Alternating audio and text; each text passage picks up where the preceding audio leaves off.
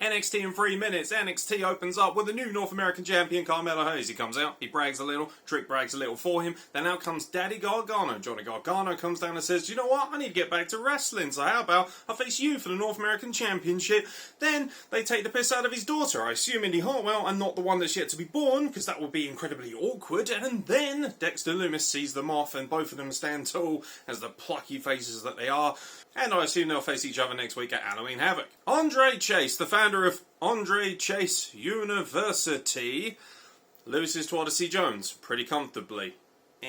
In a tag team match that frankly could main event any show, the Creed brothers of Diamond Mine took on Imperium in an absolutely ball-busting match. Just a shame that it was ruined by a couple of douchebags, one in particular wearing a stupid fucking jacket. Ikemen Jiro is not funny, and frankly, he's not going to get over long term, especially on the main roster. Great in front of a crowd of 300, in front of a crowd of 16,000, nobody fucking cares. Imperium move on, they get jumped by MSK, and we'll get the tag team title match next week at Halloween Havoc. That is going to be an absolute barn burner. Von Wagner and Kyle O'Reilly get very cozy while having a beer.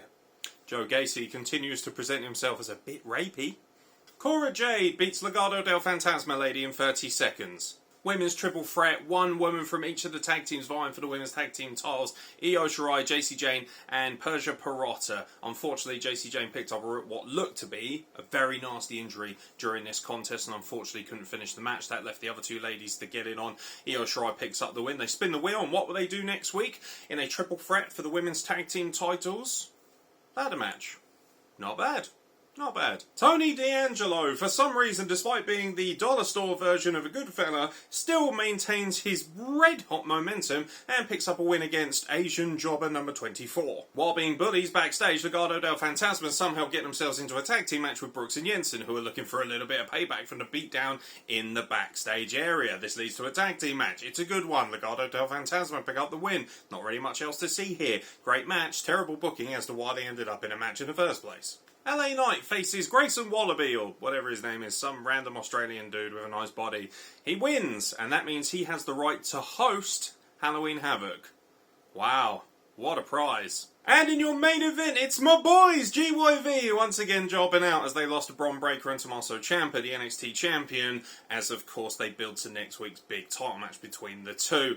Fair amount of dissension, or suggested dissension between the two, despite picking up the win, and of course this builds nicely to what will happen next week at Halloween Havoc. Did I mention that Halloween Havoc is next week? Because NXT did about 5,000 times. Not a bad NXT, much better than some of the other ones I've seen recently, but still some really bad booking, and frankly, if it wasn't for Diamond Mine really showing up and showing out the way they have been, I would say that overall NXT 2.0 has been an abject failure in comparison to the last one. I've been Aaron X, thank you very much for watching. Don't forget to check out everything that's going on at WrestlePlug on social media, and I'll catch you very soon for more content from WWE NXT and the WrestlePlug.